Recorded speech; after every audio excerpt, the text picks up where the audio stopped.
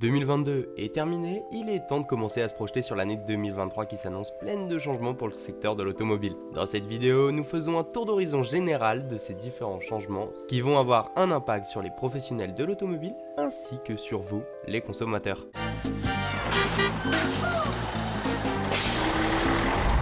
Lors du mondial de l'automobile 2022, le gouvernement a annoncé l'augmentation du bonus écologique à 7 000 €. Cette aide pour les acheteurs les plus modestes de véhicules propres s'élève actuellement à 6 000 € maximum. Cette augmentation ne bénéficiera toutefois pas à tout le monde, elle sera accordée selon un critère de revenu et concerne la moitié des ménages les moins fortunés. De leur côté, les critères d'éligibilité des véhicules ne devraient pas changer. Le bonus écologique à taux plein s'applique pour les voitures dont le prix est inférieur à 47 000 €. Pour les ménages ne pouvant pas bénéficier d'un bonus écologique à taux plein, le gouvernement n'a pas encore fait part de sa décision. Le bonus écologique qui était actuel en 2022, baisse de 1 000 € en 2023. Il devrait donc être ramené à 5 000 € maximum. Rien n'indique pour le moment que cette baisse sera maintenue ou supprimée. Depuis 2022, le malus écologique ne peut pas excéder 50% du prix de la voiture neuve. Le malus au poids pour les véhicules de plus de 1800 kg ne va pas évoluer. 10 € par kilo supplémentaire. Le cumul du malus au poids et du malus écologique ne pourra pas excéder un maximum de 50 000 €. Les voitures hybrides plus de 50 km en mode tout électrique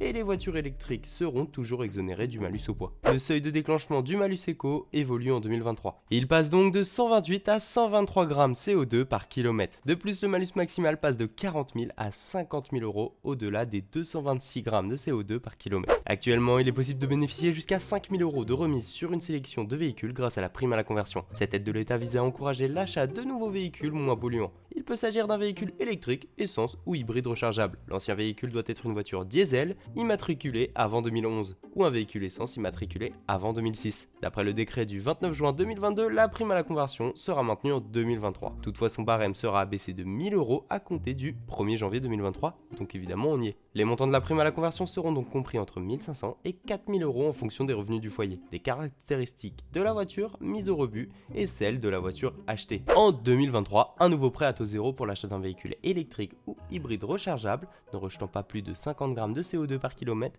est mis en place à titre expérimental pendant une durée initiale de 2 ans. Il concerne les particuliers et les entreprises qui résident ou travaillent dans une zone à faible émission, les ZFE. Les critères d'éligibilité sont les suivants: être une personne physique ayant un revenu fiscal de référence par part inférieur ou égal à 14 000 €, être une personne morale ayant le statut de micro-entreprise, achat d'une voiture particulière dont le prix n'excède pas 45 000 €, achat d'une camionnette dont le prix ne dépasse pas 60 000 €. De plus, la durée du prêt ne doit pas excéder 7 ans, soit 84 mois. Ce prêt à taux zéro pourra aussi être contracté dans le cas d'une location longue durée, LLD, ou d'une location avec option d'achat, LOA, pour des contrats de location d'une durée minimum de 2 ans. Le prêt sera alors plafonné à 10 000 € maximum et devra être remboursé intégralement avant la fin du contrat. Le leasing social concerne uniquement l'achat d'un véhicule électrique et devrait être proposé à partir du deuxième semestre de 2023. Il sera testé auprès de foyers modestes dans quelques zones rurales avant d'être généralisé sur toute la France. L'objectif est de permettre de rendre les véhicules électriques accessibles aux foyers aux revenus modestes alors que le prix d'achat est l'un des principaux freins pour s'équiper de ce type de véhicule. Il s'agit d'un contrat de location sans apport avec une mensualité de 10 000 €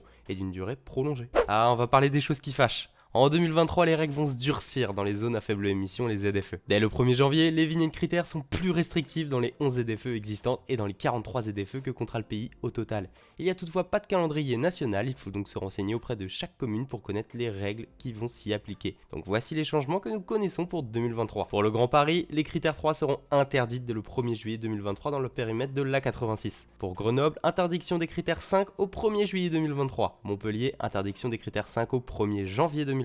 Toulouse, interdiction des critères 4 et 5 au 1er janvier 2023. Reims, interdiction des critères 4 au 1er janvier 2023. Strasbourg, fin de la phase pédagogique le 1er janvier 2023 et début de la verbalisation des critères 5 et NC. Rouen, fin de la phase pédagogique le 1er janvier 2023 qui concernait les critères 4 et 5. Les règles d'attribution des vignettes critères ne vont pas changer, la vignette critère dépendra toujours d'abord et avant tout de la norme euro du moteur du véhicule. Pour connaître la norme euro d'un véhicule, il suffit de se référer à la catégorie V9 de la carte grise. A titre d'exemple, il faut être au moins euro 2 pour bénéficier de la critère 5, euro 3 pour critère 4 et elle dépendra également toujours de la motorisation du véhicule. Bon, en clair, on a le droit à pas mal de changements. Le contrôle technique des motos, je vais pas trop l'aborder sinon je pense que je vais m'énerver. On se retrouve ce mercredi pour les actus de Raoul présentés par Ocazone.